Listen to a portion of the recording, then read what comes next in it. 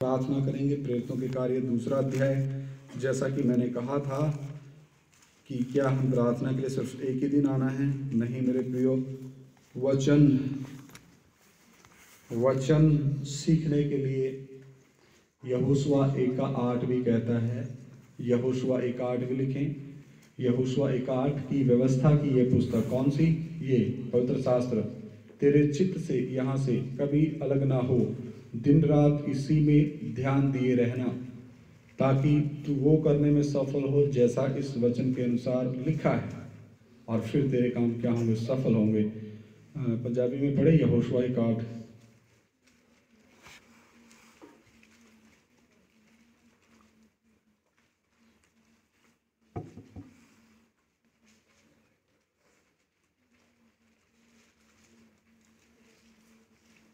यहोशू 1:8।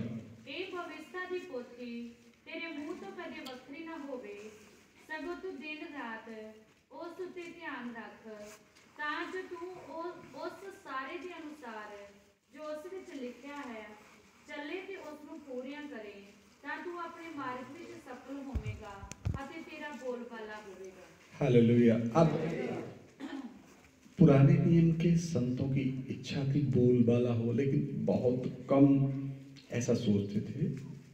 कुछ दुष्ट राजा ही ऐसा सोचते थे कि हमारा बोलबाला हो। लेकिन नए नियम में जब यूहन्ना बपतिस्मा देने वाला आया, उसके मुंह से ये वचन निकला कि मैं घटूं और वो बढ़े। अवश्य है कि मैं घटूं और वो बढ़े। कौन? प्रभु यीशु मसीह। तो नई नियम की कलीसिया पुराने नियम की कलीसिया से तुलना नहीं कर सकती, जबकि पुराने नियम की कलीसिया के बलिदान और समर्पण हमसे बहुत उत्तम थे।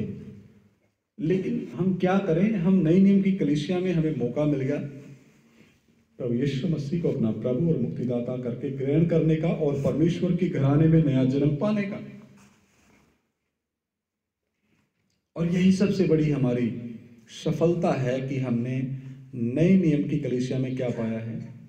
जन्म। अगर जिसने पाया है उसको पता है, एहसास है, और जिसने नहीं पाया वो जल्द से जल्द पश्चाताप करके, समर्पण करके, पापों से मन फिरा के, तौबा करके, वचन सीख के, चारों दिशाओं में देख के, चारों तरफ सोच समझ के फैसला लेके प्रभु यीशु मसीह के पीछे चले और पिता पुत्र पवित्र आत्मा के नाम में बपतिस्मा ले।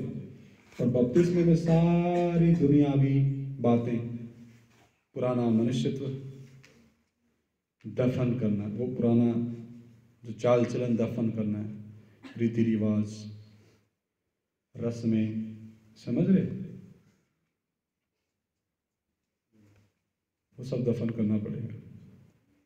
यहाँ वचन सीख के जाने के बाद स्टेटस पे फिल्मी गाने में देखता हूँ कईयों के नंबर दे के फंस गए तुम लोग, बहुत से, बहुत दुख होता है।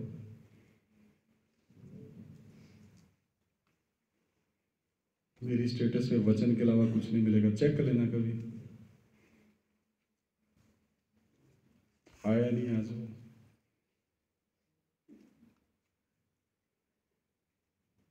गलत है ये। एक मियान में 2 तलवार नहीं रह सकती।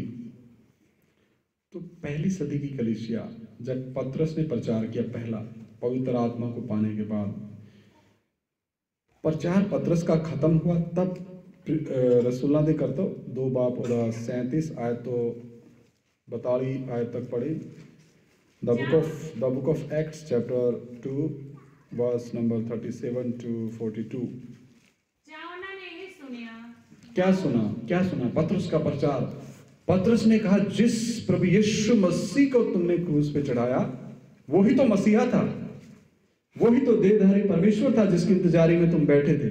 हाँ जी, छिद गए जब उन्होंने ये सुना कि वो मसीहा था। तो वो पवित्र आत्मा ने उनके मनों को क्या किया? कायल किया। हाँ जी,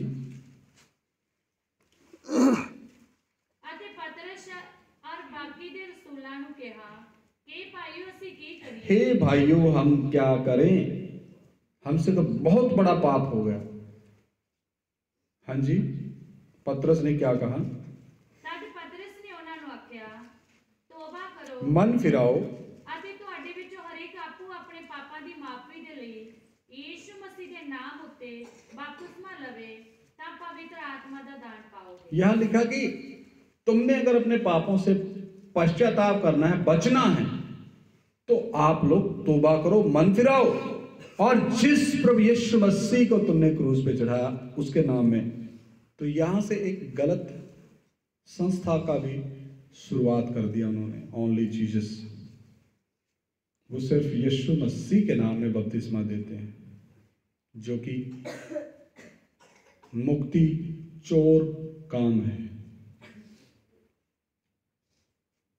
प्रभु यीशु मसीह ने तो कहा तुम पिता पुत्र पवित्र आत्मा के नाम में बपतिस्मा देना है। अब डाउट क्या रहा है?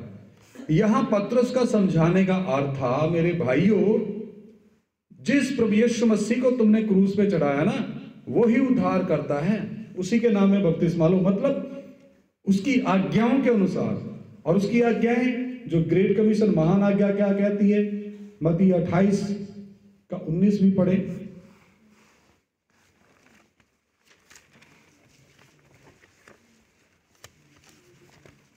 ਇਸ ਲਈ ਤੁਸੀਂ ਜਾ ਕੇ ਸਾਰੀਆਂ ਕੌਮਾਂ ਨੂੰ ਚੇਲੇ ਬਣਾਓ ਅਤੇ ਉਹਨਾਂ ਨੂੰ ਪਿਤਾ ਅਤੇ ਪੁੱਤਰ ਅਤੇ ਪਵਿੱਤਰ ਆਤਮਾ ਦੇ ਨਾਮ ਦੇ ਵਿੱਚ ਬਪਤਿਸਮਾ ਦਿਓ।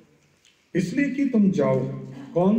चेले, सब जातियों के लोगों को चेला बनाओ और उन्हें पिता और पुत्र और पवित्र आत्मा के नाम से बपतिस्मा दो। या तो फिर वो अपनी बाइबल बदल दें, ओनली जीसस ग्रुप, या तो अपनी बाइबल बदल दें, या खुद परमेश्वर बन जाएं। एक महान बड़ा परमेश्वर है वो, क्योंकि परमेश्वर का कहना तो मान नहीं रहे। सवाल सही है ना? या फिर उत्पत्ति 1:26 का अर्थ बता दें, आओ हम मनुष्य को अपने स्वरूप और समानता में बनाएं। वहां पर पिता पुत्र पवित्र आत्मा त्रिएक परमेश्वर की बात हो रही है। और वही त्रिएक परमेश्वर निर्गमन 3 अध्याय में कहता मूसा को, मैं जो हूं सो हूं। 3:14, निर्गमन 3:14 में लिखा, मैं जो हूं सो हूं, मैं हूं। और वही मैं हूं जब फरीसी सदूकी शास्त्रियों से बात करता है, वो बोलते हैं अब्राहम को आपने देखा है? आपका तो जन्म भी नहीं हुआ था उस समय। प्रभु यीशु मसीह ने कहा, इससे पहले कि अब्राहम उत्पन्न हुआ मैं हूं। हालेलुया। फिर उन्होंने पत्थर उठाए। तू परमेश्वर की निंदा करता है, पत्थर उठाए मारने के लिए। ऐसे अंधे फरीसी सदूकी शास्त्री, उनको ये नहीं पता पूरी कायनात का मालिक है, लेकिन निकम्मों, नालायकों, पापियों, महापापियों, बेशर्मों, आत्मिक रूप से नंगे लोगों, अंधकार के राज्य के पुत्रों, ये तुम्हें ही बचाने के लिए आ रखा है। पूरे जगत की ज्योति अंधकार में अपनों को बचाने के लिए आई। और यूहन्ना रचित सुसमाचार 1 बाब में लिखा है कि ज्योति को अंधकार ने ग्रहण नहीं किया, क्योंकि ज्योति के काम क्या थे? ज्योति के काम उनके पापों को प्रकट करते थे, और अंधकार के काम क्या थे? बुरे थे। इसीलिए तो पतरस के सामने वही प्रभु यीशु मसीह को क्रूस पे चढ़ाने वाले बोलते हैं, हम क्या करें? उनके हृदय छिद गए। पवित्र आत्मा ने उनको कायल किया, और ये पवित्र आत्मा कायल करेगा। ये यूहन्ना रचित सुसमाचार में लिखवा के दिया है कि मैं एक सहायक भेजूंगा।